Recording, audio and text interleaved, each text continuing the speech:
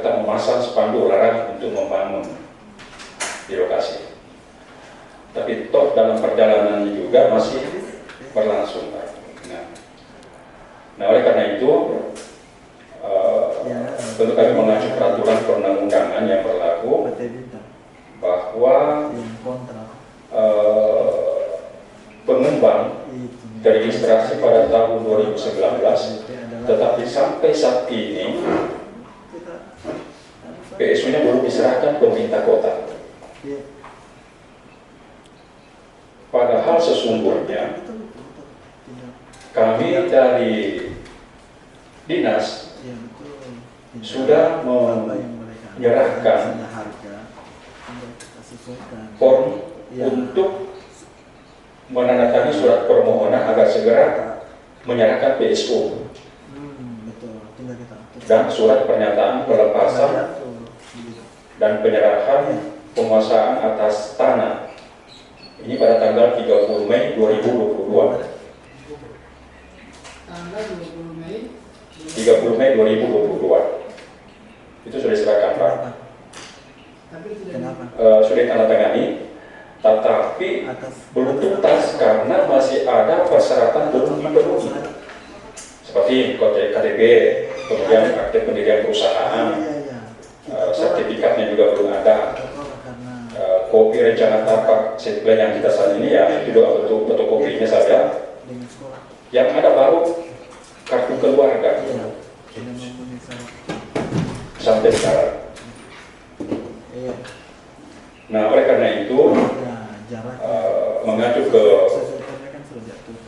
Peraturan Wali Kota Nomor 61 2015 tentang tata cara penyerahan PSU perumahan, karena belum diserahkan berarti ini masih tanggung jawab dari developer atau pengembang. Nah, kalau ada indikasi tidak diindahkannya peraturan ini, yang seharusnya untuk PSU itu kan kurang lebih 40% Pak ya di wilayah kawasan itu. Nah, tadi kalau FTH-nya ya sudah memenuhi syarat luasnya, tetapi dengan adanya indikasi pembangunan yang kita sudah turun ke lapangan, berarti ini suatu pelanggaran. Walaupun belum diserahkan, tapi ada indikasi ke situ. Dan tentu dari pemerintah kota ya harus melihat berdasarkan sipren, Pak. Salah satunya yang sah dan disetujui adalah sipren yang sudah ditandatangani. Nah, mungkin saran kami, tentu kami tetap berkoordinasi nanti pemerintah setempat, Pak Camat, Pak Lurah, agar segera menyerahkan ke pemerintah kota dengan tetap mengacu pada sipren tadi yang tidak berubah, belum berubah. Kalau ada tadi bangunan fondasi ya itu harus dibongkar sebelum diserahkan karena ketentuan yang mengatur seperti itu.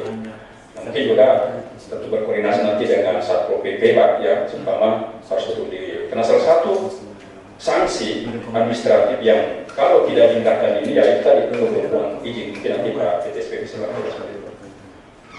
Jadi mungkin itu pengarah kami, Pak pimpinan rapat. Kalau ada yang ditambahkan dari Pak kami atau kami. Ketentuan sesuai yang ditetapkan pada gambar set plan. Jadi di gambar set plan itu sudah ada tabel pembagian antara kaplingan yang boleh dijual dan yang tidak boleh dijual. Itu biasanya 40-60, di mana RTH itu wajib minimal 10%. Nah, dalam pernyataan itu Mbak Mitra ada tanda tangan bahwa dia akan bersedia menyerahkan pasos-pasosnya kepada Pemda minimal ketika volume pembangunan minimal sudah mencapai 25%. Kemudian yang selanjutnya sebenarnya kalau ada dari dinas PUPR ini lebih teknis, mereka lebih paham terkait adanya pelanggaran di lapangan. Sebenarnya ada namanya perwali pelanggaran pemanfaatan ruang. Itu ada sanksi administrasi, bisa berupa pembongkaran, bisa berupa denda berapa kali lipat dari retribusi normal, bisa juga pencabutan izin, Pak, berdasarkan ada Perda terbaru, Perda nomor 8 tahun 2021 tentang PBG, persetujuan bangunan gedung sebagai pengganti IMB. Yang merasa juga punya hak terhadap bangunan yang ada di perumahan itu. Tetapi prinsipnya berkaitan dengan hasil rapat kita, telah terjadi pelanggaran di sana. Telah terjadi pelanggaran yang dilakukan oleh developer, sehingga harus ada langkah-langkah konkret yang dilakukan oleh pemerintah berkaitan dengan apa yang harus kita lakukan dalam konteks pelanggaran ini. Saya sudah sepakat tadi bahwa ada ruang untuk kita memperlakukan pembekuan izin, ruang itu ada, tetapi karena mereka juga adalah orang yang berinvestasi, kita punya kewajiban juga menjaga investasi itu, iklim investasi. Tetapi seperti yang disampaikan Pak Aman tadi, kalau tidak bisa dibina ya sudah, kita binasakan saja. Karena ini menjadi pembelajaran. Karena kalau kita tetap lemah seperti ini, maka itu akan menjadi contoh kepada developer yang lain. Dan masyarakat juga menjadi bingung kepada siapa mereka mengadukan nasibnya terhadap pelanggaran yang dilakukan oleh pengusaha. Mungkin demikian ya. Insya Allah hari ini, pasca pertemuan ini, saya bersama teman-teman akan langsung ke sana. Kalau seandainya teman-teman OPD juga ikut boleh, perwakilan, kalau saya lihat perumahan kan sudah sering ke sana, biar kami saja lah, tidak apa-apa.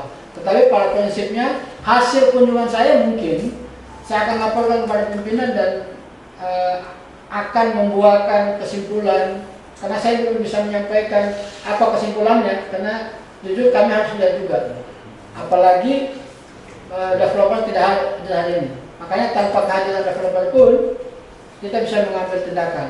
Saya juga sepakat Pak, mungkin, tetapi berkaitan dengan langkah-langkah persuasif, kita harus sepakati juga sampai kapan langkah-langkah persuasif kita berikan.